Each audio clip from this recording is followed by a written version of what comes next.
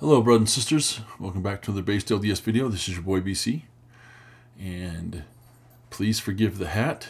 I cannot get a haircut today, and I cannot get one for the next 5 days as my second job is starting up before the first job is over for the summer. So I cannot make it to the barbershop for a week.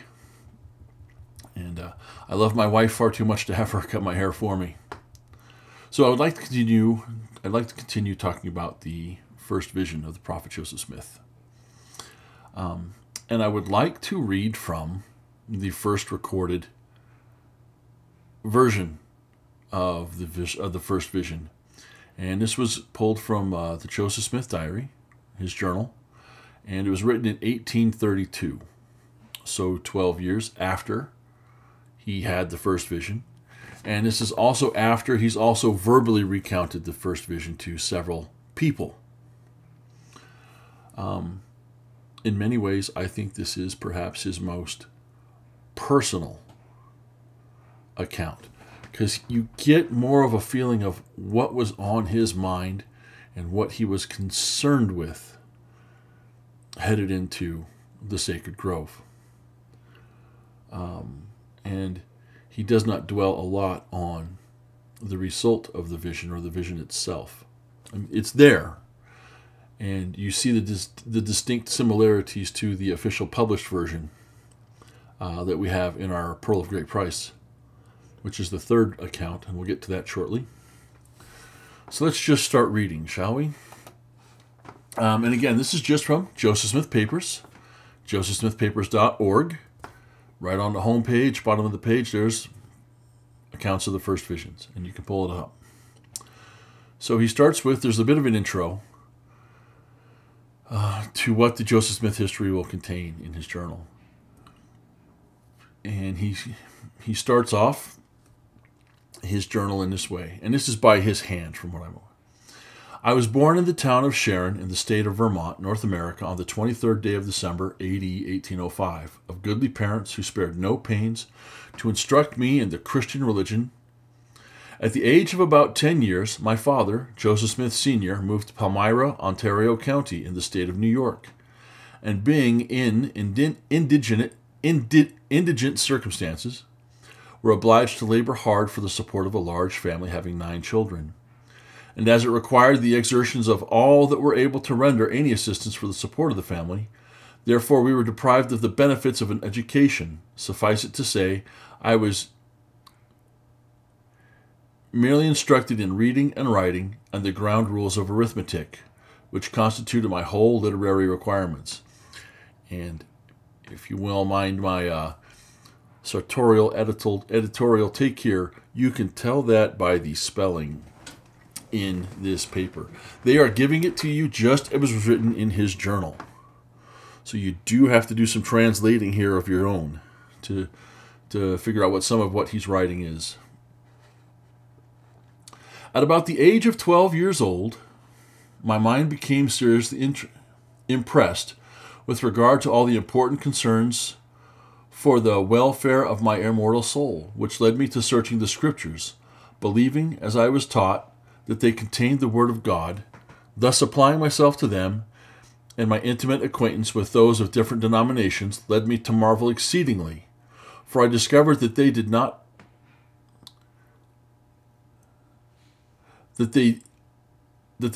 adorning their profession by a holy walk and godly conversation, agreeable to what I found contained in the sacred depository.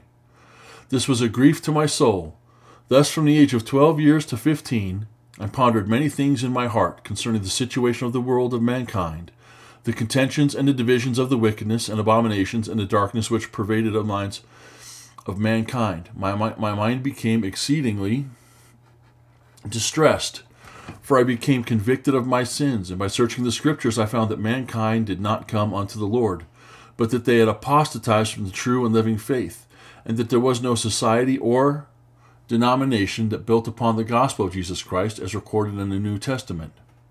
And I felt to mourn for my own sins and for the sins of the world, for I learned in the Scriptures that God was the same yesterday, today, and forever, that he was no respecter of persons, for he was God. For I looked upon the Son of the For he was God, for I looked upon the Son the glorious luminary of the earth, and also the moon rolling in their majesty through the heavens, and also the stars shining in their courses, and the earth also upon which I stood, and the beasts of the field, and the fowls of the heaven, and the fish of the waters, and also man walking forth upon the face of the earth, in majesty and in strength of beauty, whose power and intelligence in governing the things which are so exceeding great and marvelous, even in the likeness of him who created them. And when I considered upon these things, my heart exclaimed, Well hath the wise man said after it is a fool that saith in his heart, There is no God. My heart exclaimed, All those bear testimony and bespeak an omnipotent and omnipresent power, a being who maketh laws and decreeth and bindeth all things in their bounds, who filleth eternity with, who was and is and will be from all eternity to eternity.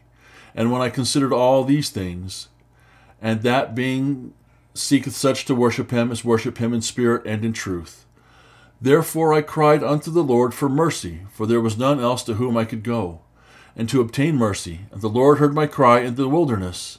And while in the attitude of calling upon the Lord, in the 16th year of my age, a pillar of fire, light above the brightness of the sun at noonday, come down from above and rested upon me, and I was filled with the Spirit of God. And the Lord opened the heavens upon me, and I saw the Lord, and he spake unto me, saying, Joseph, my son, thy sins are forgiven thee. Go thy way, walk in my statutes, and keep my commandments, for behold, I am the Lord of glory. I was crucified for the world, that all those who believe on my name may have eternal life.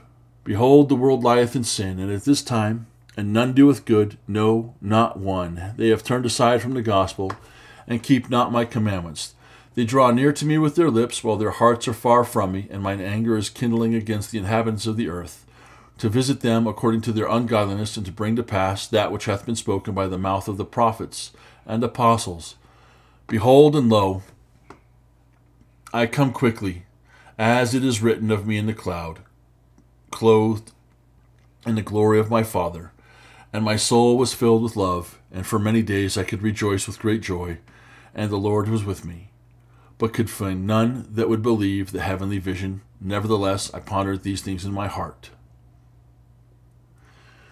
And we're going to stop the account there, because after that he gets into the vision of Moroni very quickly. So there are some differences here, and those of you who served missions, 80s, 90s, early 2000s, before the Preach My Gospel was put out, remember the rainbow discussions, and you remember the first vision from there. And forgive me, I learned mine in French, so I'm going to try and do this in English, but I saw a pillar of light exactly over my head, which descended gradually until it fell upon me. And when it rested upon me, I saw two personages standing above me in the air, whose brightness and glory defy all description, standing above me in the air. One of them spake unto me, calling me by name, and said, pointing to the other, This is my beloved Son, hear him. Again, translating from French, there might be some mistakes there. But we do know from the third account and from history, there are surviving records of the awakening that was taking place in New York. I think perhaps even throughout the Northeast, but especially in New York and in the counties around him. There was a great deal of revivalist preaching going, people coming and preaching the gospel. We do know from the records that his mother, Hiram, and one of his sisters, Hiram, one of his brothers, and another one of his sisters, joined the Presbyterians. His father and another brother joined no one, and Joseph was undecided, though he was partial to the Methodists. But look at what he says here. My dad, my family, we were not rich. We were very poor. Because of that, we had to work. And I never got to school. And brothers and sisters, go in, read this account, and you will see that this is a man who, according to today's standards of language and learning, this is a man who struggled to put sentences together. Forgive me for my mistakes. The punctuation was spared. And some of the sentences, there are words crossed out, others added, some indented, some italicized, some... and then you go back and you look at the original and you understand why. Because they're putting it in the printed text just as they took it from the journal. Nothing changed. Everything's there. You see exactly what he wrote and how he wrote.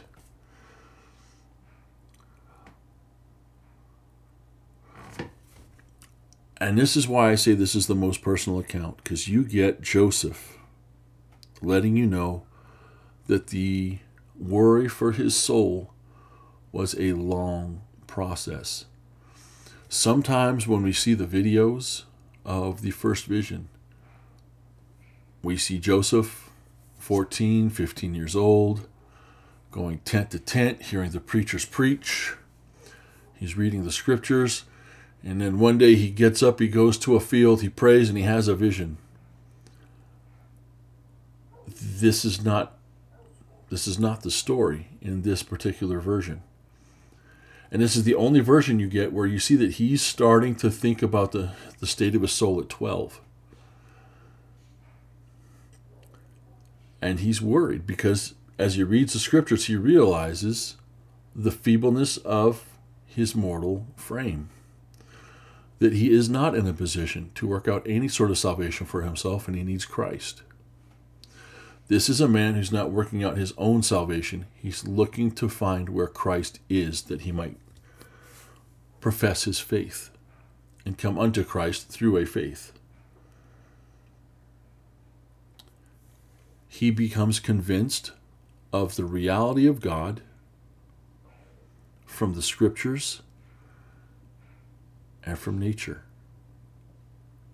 He sees the heavens, he looks upon the eternities, and he says, there has to be something that's in charge of this. There has to be a God who created this and set it up and set things in motion, a perfect perpetual motion. But why? If there's so much organization and order in nature, is there so much chaos on earth? Why can we not agree on who God is?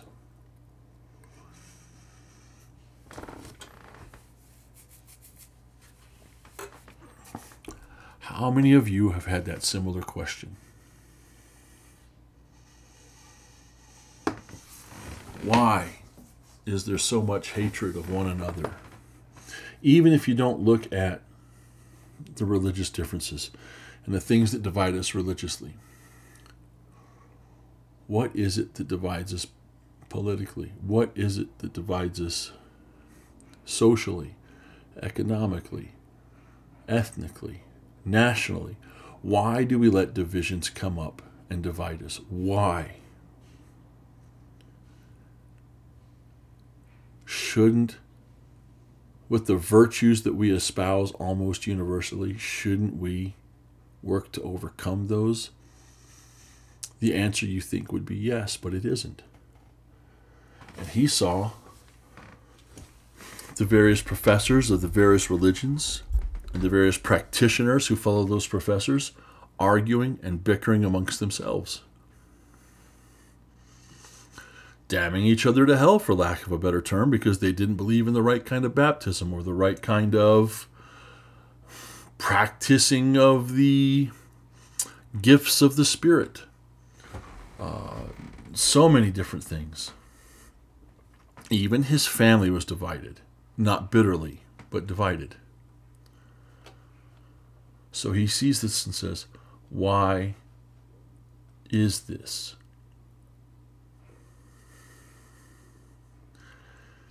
And the scriptures tell him that he should seek God for light and truth. Where was it?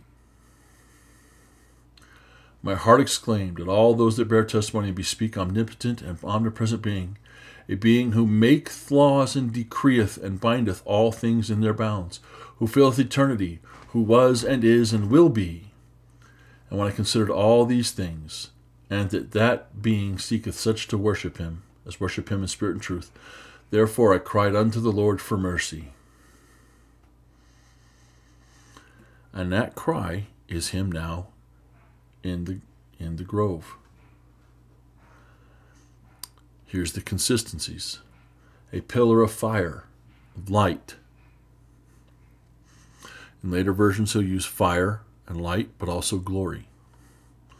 Above the brightness of the sun, resting upon him, he's filled with the Spirit. The Lord opens the heavens, and he sees the Lord, and he spakes unto him. And Joseph's first concern is resolved. Thy sins are forgiven me. And that's a consistent one in the other accounts. Go thy way, walk in my statutes. And then you get to the harsh one. The world lieth in sin, and at this time none doeth good, no, not one. They have turned aside from the gospel, and keep not my commandments. They draw near to me with their lips, while their hearts are far from me, and mine anger is kindling. Think of the other versions. We'll see that they say that the creeds are an abomination, and that hearts are far from the Lord. And he goes and he tries to tell his story, and no one listens.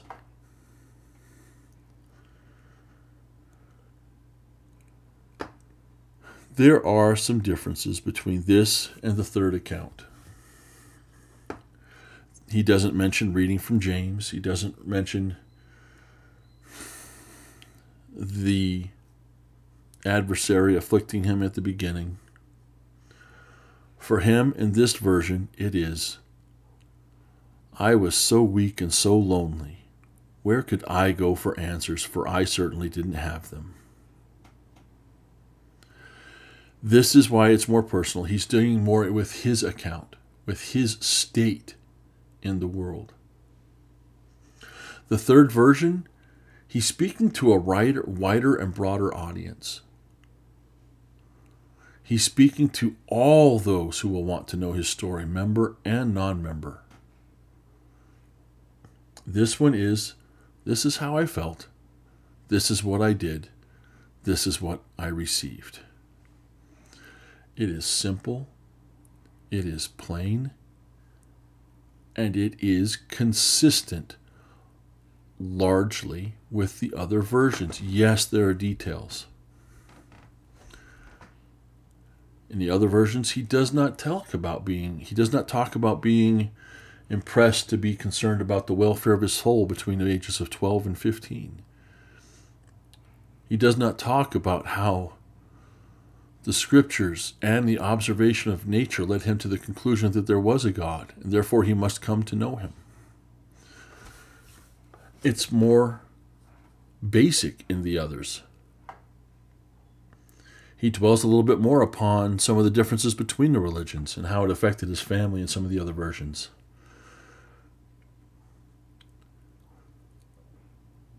But when I think of how I've told my conversion story, I've never told it the same way twice. But there are things that are generally there in every version of my telling because they're what I was most impressed with and by. They're stronger on my memory and in my heart and soul. And you see that with Joseph. You absolutely see that with Joseph. From the earliest accounts, he saw God, he was forgiven, and was told to join no church. The light was great. Descriptions of the light vary. Fire's the most common. Glory, the most perfect.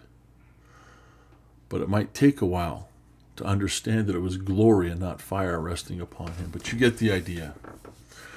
Brothers and sisters, I would encourage you all to go and read this version. Compare it to how you might have written in a journal of your own about your first encounter with the Spirit, where you learned the truthfulness of the gospel. And how maybe years later, if you're writing to a wider audience, you may have leave some things out and put other things in, according to who you're talking to and the purpose of your story. We should be grateful that we have these 4 accounts to look at, to weigh each other, and then use them as an examination upon ourselves and ask, are we growing in gospel light and knowledge? Certainly, I do think some of the changes in the accounts are Joseph's maturing in the gospel. We mature. Our language gets more eloquent. Our language gets more church-centric. Our language becomes better, more polished. He also had scribes for those other things, leading to better spelling and punctuation, something I look forward to greatly in reading the next versions. But brothers and sisters, there's nothing in here that would contradict any of the other versions. There's nothing in here that would lead to one coming to the conclusion that Joseph Smith is a liar and a fraud and he never saw God. This is just a basic, this is how I felt and this is what happened account. Basic, personal, and raw. Anyway, that's it for today. I want to thank you all for watching. And we will be, in the next few days, we will have another video on the second account and how it compares to this and the third account.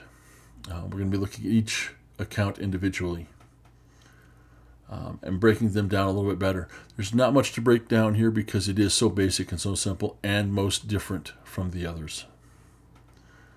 But brothers and sisters, Joseph Smith was and is a prophet of God. He is the prophet of the restoration.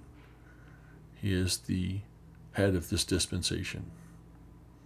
I revere him, and I'm grateful to him for giving me a fuller understanding and picture of Christ.